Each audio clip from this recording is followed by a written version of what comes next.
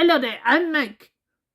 Me and Bert, but also very rarely they are still, we watching this local with the Tanzik. We're watching Nepsil Goods. What's gonna happen? Let's find out. The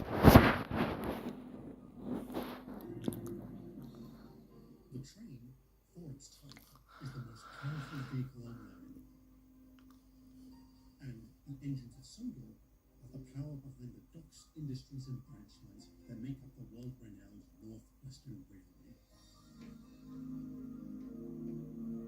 These are the stories of Sodor.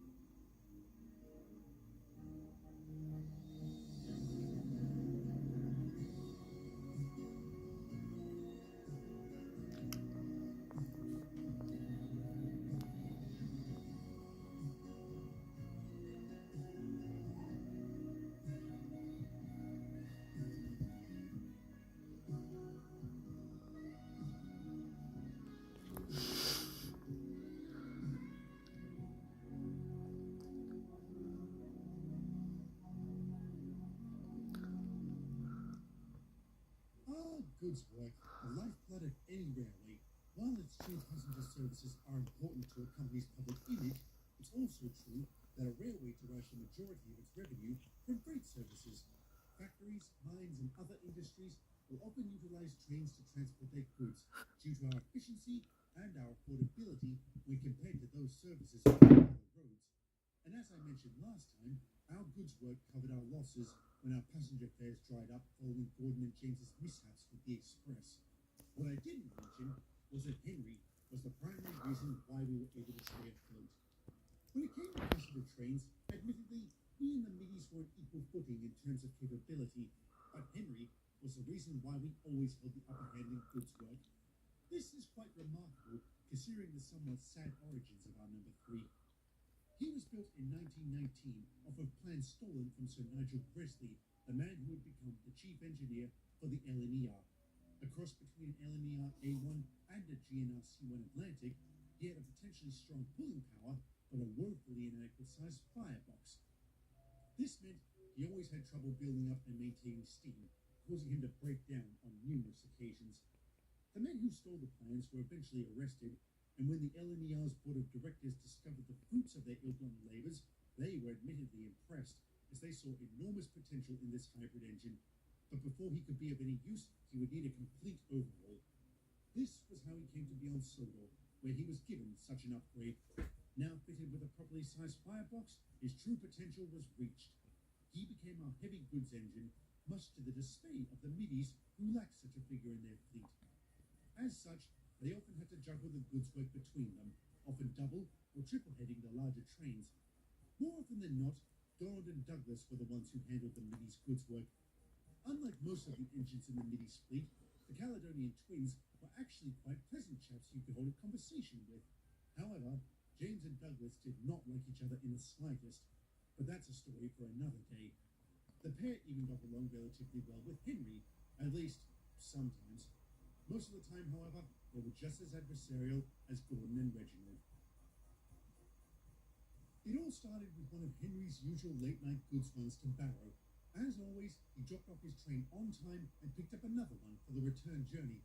Also, like always, he was quick to leave the yard, for it lay right next to the scrapyard, a place that gives all engines the willies. Our number 3 made good time on his return trip to Knapford. Upon crossing the viaduct, he spotted a certain pair of Scottish twins whose faces were as long as the train behind them. I'm sorry to say this would be one of those occasions where the trio were not civil towards each other. Evening there, lads. Having a spot of bother, are we? It's none of your concern, Henry. Aye, you just toddle off. You sure you don't need a helping buffer? Maybe a wee push to get you started? Sure looks like you could use it. No, thank you. All right. If you should change your minds, I'll be back at Knapford asleep in my shed. Night, lads. Oh, I'd like to give him what for. He's not with the trouble, Donny. I'm not so sure about that, Dougie.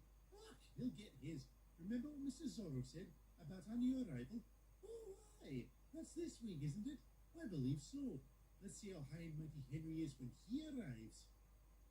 A few days later, something very peculiar happened at Lower Knapford, where Thomas and Toby were sleeping after a hard night at Elsbridge High. Then suddenly,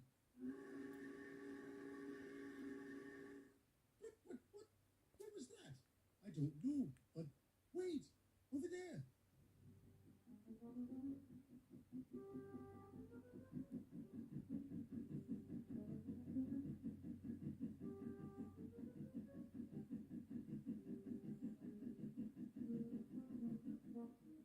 I didn't see the engine, did you? No, and I didn't recognize the whistle.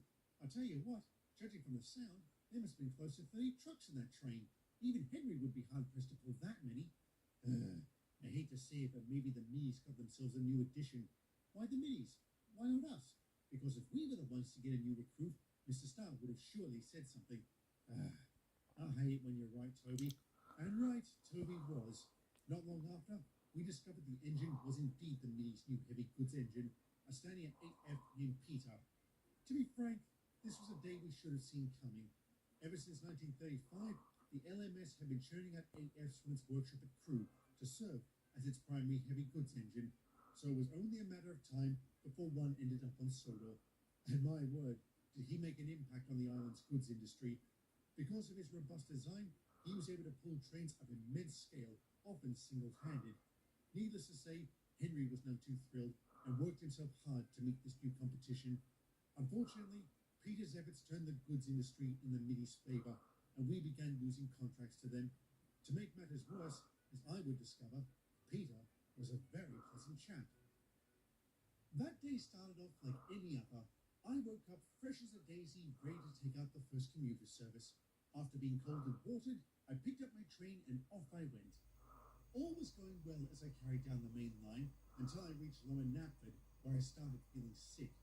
I would later find out I had taken on some bad water that was slowly clogging my pipes. It was a struggle for me to reach the next few stations, and as I approached Wellsworth, I dreaded what lay beyond. Gordon's Hill, as the Preston Incline had been renamed following our number 4's breakdown upon it. Just as a side note, he wasn't too happy when he heard about this, unlike the rest of us. But as I approached the incline, in the condition that I was in, I sometimes wonder if it might have been dubbed Edward's Hill if I had tried to climb it. Thankfully, I would be spared such humiliation.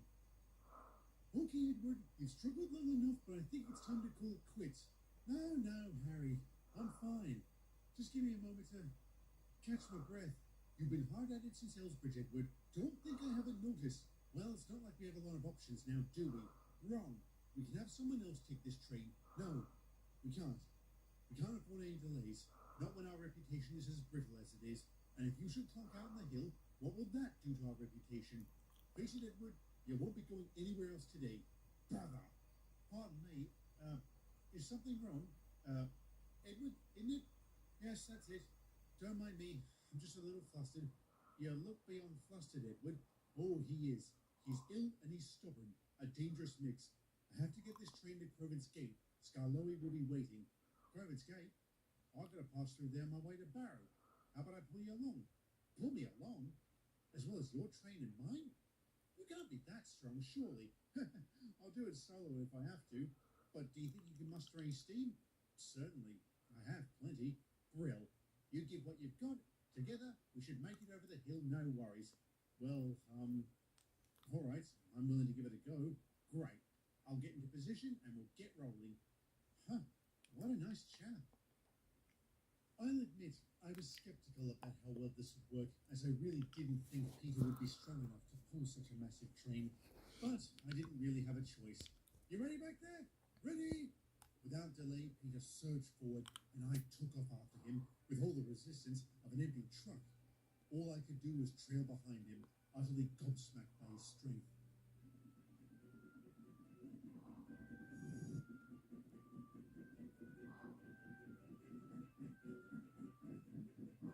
Hey, what's he doing? Here it comes. Give me all you got. Right.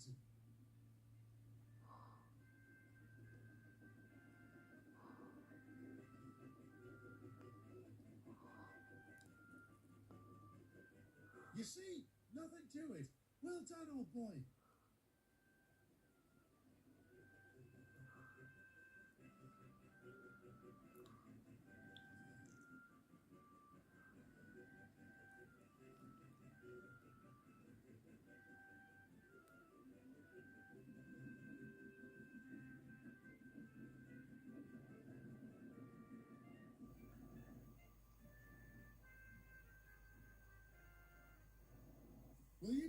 from here, Edward. Absolutely fine, Peter. Thank you very much. No worries. Take care. Well, good morning, Scarlowy. Good morning, Edward. What was that about? Why was Peter pulling you? Oh, I wasn't feeling too well, so he helped me get over Gordon's Hill, and then some. That was very generous of him. Too right.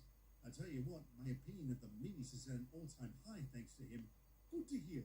With so many of you sharing the same tracks, it's about time you learned to get along. True words were never spoken.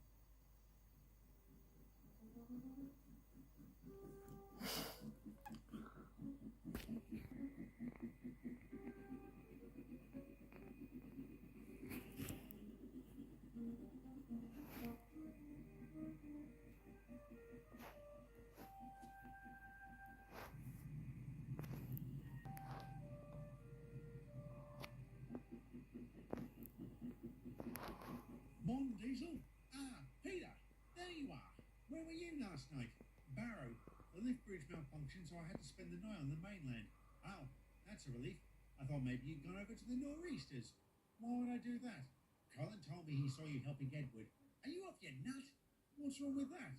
Peter, maybe you don't understand how business works, but you don't get ahead by helping out the competition. Hang about. Didn't Colin once help out a nor'easter? There's a world of difference between letting an engine get blown up and leaving a museum piece like Edward to rust in place. That's your reason? I should have helped him because he's old. Brilliant logic, Diesel. Good morning, gentlemen. Oh, morning, sir. Good morning, Mrs. O. So, Peter, you helped Edward yesterday, did you? Yes, sir. Oh, you're in for it now. Not quite. Congratulations, Peter. Excuse me, sir. Congratulations, sir. Indeed. Turns out one of the passengers on Edward's train yesterday was a reporter for the Sodor Tribute, who wrote a glowing article about your run between Wellsworth and Crowens Gate, going on at length about the selflessness in which you helped the, quote, old iron engine. This is marvellous. You can't buy this kind of PR. With respect, sir, I didn't do it for the publicity. I did it because it was the right thing. Right. Of course you did. Just make sure to repeat that if any reporters come asking. Keep up the good work. What were you saying, Diesel? Gah! I wish I could say Diesel was the only angry engine on the island that day, but I wasn't too overjoyed after one of the workmen showed me the latest issue of the Sodor Tribute and a certain article it contained. I took extreme issue with the upstart reporter calling me old iron. Even if I was in my late 40s at this time, which was old for an engine, that didn't justify using such slander. Nonetheless, the article had the unintentional benefit of bringing back some of our passengers, as they were apparently impressed by my willingness to press on in spite of my wretched health. Unfortunately, that article also benefited the middies, as it showcased Peter's strength in vivid detail. As such, we continued losing ground to the LMS and were reduced to a handful of loyal goods clients. The quarry, the dairy, and the coal mine, that's all we've got left. This is ridiculous. I blame that wretched Sodor Tribute. Oh, don't you start, James. You're just sore because they wrote about your breakdown with the Express. Too right I am. Because of them, my guard got dragged before an inquiry for apparent recklessness. Never mind the fact his idea bloody worked. It's an outrage, James, but it's one we'll have to focus on another time. Aye. Besides, we've been losing ground to the minis ever since Peter showed up. It's got nothing to do with the tribute. There has to be something. Like what? None of us can match it. Not even Henry. Well, we can't work any harder than we already are. Again, neither can Henry. That hasn't stopped him from trying. Henry is running himself ragged, and I'm not enjoying a single second of it. Blimey, Henry, you look terrible. I feel as green as my paintwork. If you keep this up, you'll knock yourself to bits, Henry. And what's the alternative, Percy? Do I just sit idly by and let that wretched 8F take away my claim? Maybe it's after the scrapyard since I've become so white. No one is saying you're worthless, Henry, and no one blames you for our losses. I'm sorry. I didn't mean to snap. Look, I overheard what James was saying. He's right. What else can we do other than what we've been doing? Nothing. Absolutely nothing. That man has remarkably good timing. All right, let's skip the formalities and get straight down to business. First off, I appreciate how hard you've all been working. You've all done exceptionally well, but it's abundantly clear to me that you need help. To that end, I've arranged for another engine to join us here on Sodor. Another engine, sir? What sort, sir? Heavy goods? Not heavy goods, but he does specialize in freight. According to his supervisors on the mainland, he's one of the best. What's his name, sir? Eric. He'll be arriving tomorrow, and I've told him to report to the oil depot. Fortunately, I've been able to keep hold of that client. Oh, thank you, sir. We need all the help we can get. It's no problem, Henry. You deserve it. You all do. There isn't a director in all of the Empire who's more proud of his engines than I am right now. Good night, everyone. A new engine. How exciting. Oh, we didn't ask what class he is. As long as he's helpful, who really cares? With that sentiment in mind, we all fell asleep smiling. The Lower Knapford Oil Depot was another project built under the auspices of the Solar Construction Scheme. On a regular basis, we would deliver crude oil and petrol about the island. On this day, a large shipment of both needed to be delivered to Knapford Harbour for export to the mainland. Oi, James, those tankers full yet? Almost. They had to fix a leak in the pipes first before they could start pumping. Did they fix it with bootlaces too? Oh, ha ha, very funny, Thomas. I thought so. Ha ha ha. Alright, there we are. I gotta say, this has to be the biggest order of petrol we've filled yet. It's hardly surprising. It seems like every week there are more and more cars on the roads. They reckon it won't be long before every household in England has one. Maybe even two. Two? Blimey. And let's not forget the growing number of lorries rambling about. I gotta say, the increase in road traffic has me a little nervous. I wouldn't worry about it. Even if it gets to the point where every person is driving, I still think trains will have a place in the world. Phew, I guess time will tell if you're right. Ah, James, listen, I just got a call from Mr. Starr and he needs you at Carlin right away. Why? Is something wrong? There's a goods train that Percy was meant to take, but he's been delayed. It's essential it goes out today.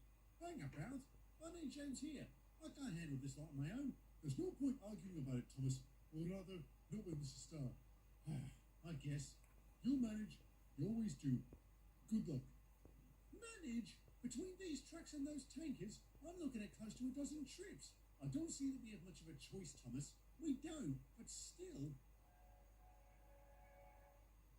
Hold up. Whose whistle was that?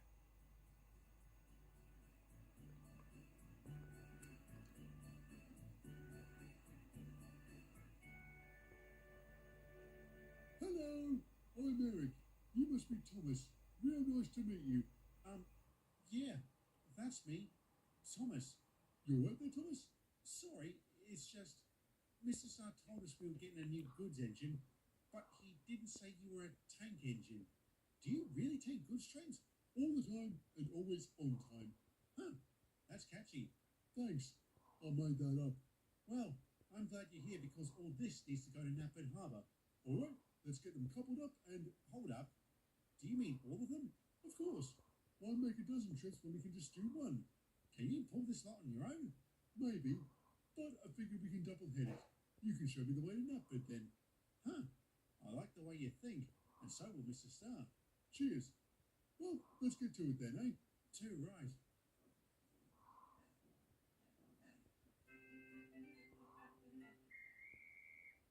All right, here we go. Whoa! Blimey! You work fast, don't you? Like my old man just said, fast, fast, and faster still. Well, Mr. Starr does value speed, but he values safety and efficiency more. Thanks. I'll remember that.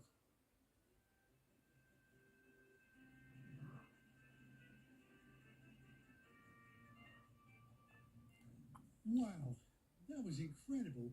I can't believe how fast we got here. Great work. Thanks. Hello, Thomas. I see you've made a friend. Yep, Eric, meet Toby. Hello, Toby. You're Eric? Really? I already went through the tank engine bit, Toby. I see. Well, tank engine or not, you've made a very good first impression. Cheers. In turn, we all made our acquaintances with Eric. He became firm friends with us all, especially Henry, who was thrilled to be working alongside another dedicated goods engine. Thanks to their combined efforts, we slowly reclaimed some of our lost clients and even made new ones. Mr. Starr was very right to bring Eric into our ranks. He became a real asset, especially on the branch line. But that's a story for another day. Yes, Bert, that is quite interesting. Faster still. Although you got to be careful with goods. Exactly, so Mike. Although I didn't quite enjoy the enthusiasm this Eric has.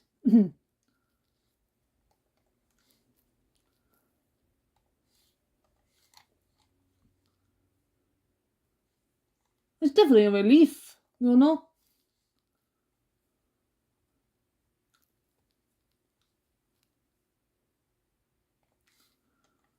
Yeah, definitely I could agree there.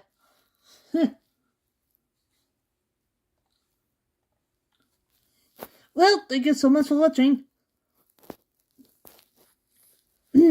Hopefully once we have a break and want to really meet, you can think and do a reaction. Then, exactly, so Mike.